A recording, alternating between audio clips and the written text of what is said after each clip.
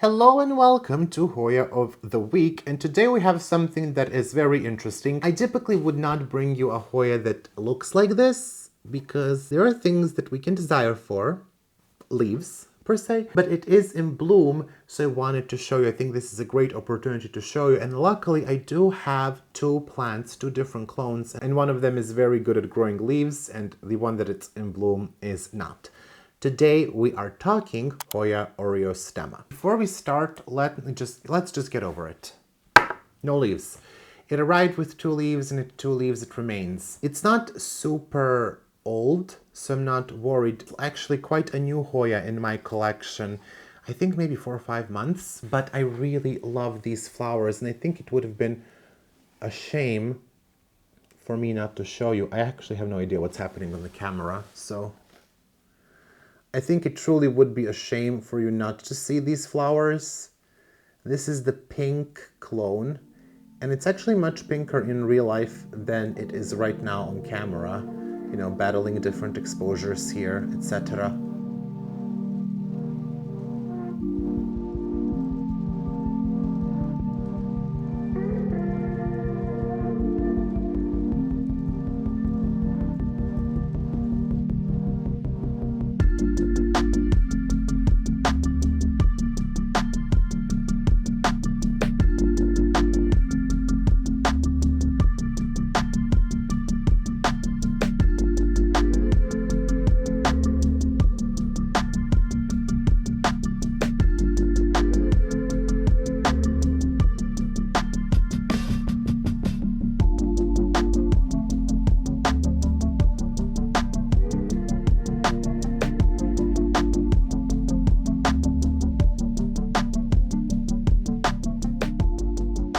Okay, I think that's the best shot we will get. The rest of them you will have to satisfy with the photos. So this is the clone NS12318, and then I have a different one, which completely different growth pattern. So we will talk about this a bit later. But first, let's talk Hoya oreostemma in general. So oreostemma is a name derived from Greek. It means a beautiful crown, and it comes from Papua New Guinea. It was found around 1,000 meters, I believe, above sea level, and it recently came into cultivation, even though it was discovered, I believe, 1913 or somewhere around that time. I will actually write can't hold all the dates in my head. Also, I will knock this. It is a very pretty Hoya, in my opinion, and both of these plants are new to my collection. This is, again, NS12266. This is the green clone. They arrived in November of 2023. Now you can see this is a completely different growth pattern, and admittedly this has received a bit too much light. We can see some of those leaves are like, what the heck? But they do have a very nice color when they come in, this sort of bronze brown color, and the leaves are they're actually much darker than now appears on the camera, but they are not velvety. I wouldn't say they are velvety. It's suede type of a feeling, maybe similar to some of the anthuriums. I don't know. That's how I would describe it. You can see they're actually quite nice here. The old ones that probably have been grown in normal amount of light. I did actually move it to lower light, so we can get leaves that do look more green than they're looking now. I don't know if these will actually fade to green because I moved it to lower light, but you know, moving forward, I think we will get more leaves. And in higher light, it will bloom very easily. This one has been in higher light, and that's probably why it bloomed. And the flowers are, you know, having that pink color. Both of these grow in my grow tent. I don't really know much about their tolerances to warmth. I do believe both like to be humid. They don't love to be dry out. They don't love to be super wet. This one is very dry. This one is too wet, I can tell you. I did check the roots on this one.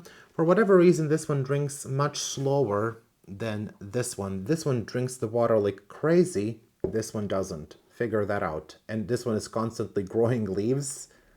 This one is constantly blooming. I just think we just need to, like, you know, let's cheat you a bit. Right? I should Photoshop this and make one plant that looks decent. When it comes to light, I would say be wary of too high light These leaves don't seem like they're going to fall off, but I just don't. I love the green color a lot more, to be quite honest. And some people may think these leaves are boring. Those people are probably my friend Farah, who did say that when I unboxed these, that they're boring. I don't think so. To me, they are very nice, and I do quite enjoy them.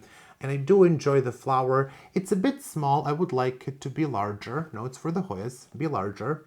And the corona is fuzzy, but the coloration is very nice, and they honestly they photograph really well. Most of the Hoya flowers do photograph really well, but these in particular are very, very nice. They also have a very nice scent to them. It's very florally sweet, not overpowering. It's quite refreshing actually, and I like it. Everyone who has smelled this Hoya, who has visited me, which is not a lot of people, it's not a lot, they have said that this is a nice smelling Hoya, which not all of them get that review.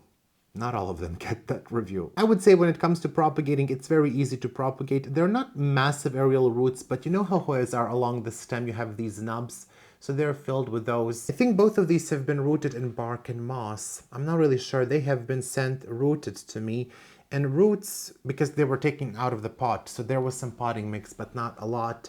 Roots typically don't ship that well with Hoyas, but these did, and they had no issue, and they grew really well. We can see on this one, because it's in a clear pot, that there are roots, if we shall focus, around the pot.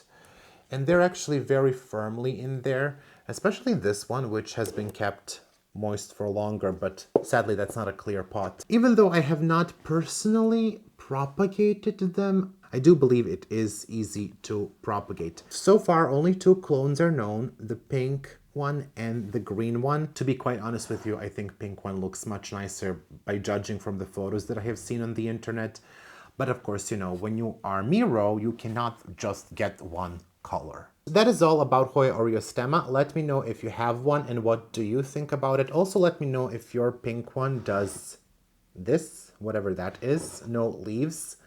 I did see a couple of pink ones and it seems to me easier to bloom, no leaves, more leaves, but takes longer to bloom on the green one. That has been my conclusion from observation and observing other people's plants so far. But do let me know. Let's do a little exchange of information in the comments below.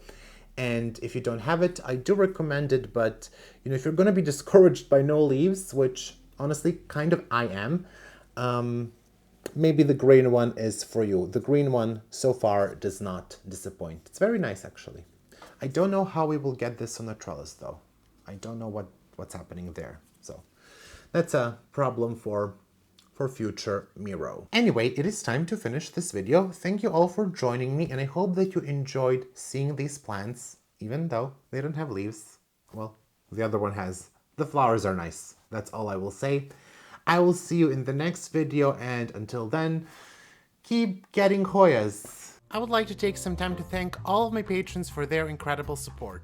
A massive shout out to my $5 patrons. My 3 anonymous patrons, Alex von Siebenthal, Amber Clear, Amber Kosher, Anne Margaret Moen, Angela Bernard, Angela Parrish, and C. Aspen Drake, Patsy, Bougie Panda, Brad Noble, Catherine Molina, Colleen Coyle Levi, Daniela Danube Daniels, Daria Kaminska, Dili Heredia, Deanne Sikorsky, Dipanjali Rao, Edith W., Erin Keenan, Ellen Isakson, Farah, Gathering Moss, Gina Geise, Go Green Tropical, Heather Uppenkamp, Hoji Scott, Hoya Heather, Jamie Arsenault, Yana Griffin, Jessica Chio, Yovan Denot, Kara, Catherine P, Casey Gross, Callie Cook, Callie Gallagher, Calso, Kimberly Polka, Kiwi Mochi, Christy Ehrlich, Leplan de Steph, Lisa Marie, MPLS, Lori J. Revert, Mandy Milliken, Marcel Har, Marcelina Novosansky, Maria Stein, Marina Yarmolik, Maria West, Maris B, Marty Miller, Mary Rose, Melissa Walker, Michael Curley, Michelle Heron, Nicole Ferranti, Mirka Grun Roos, Moa Edmond, Nelly Yang, Niha Basu, Nicole Maroney, Nguyen, Nita Macy, PJ Plan the Druid, Rachel Peterson, Robin L. Jennings, Sandra Cornelius, Sherry Kumar, Stephanie H2O, Tessa Martins, Tia B, TJWO, Trista Bailey, Tristan Thomas, Wendy Foreman, Wendy Rossman, Xenia Green, Youth the Walamut, Zaira Rivera, Zerdarama, and Zlakov Nippon. A big thank you to my $3 patrons, Angelina Farnan, Kilone Constance, Daryl Del Rosario, Eden C, Catherine Parsons, Lindsay Ann, Lisa Helling, Ella Lindberg, Nella, Nerdy Kathy, Syke Sarah, Ringlov, and Tang Watana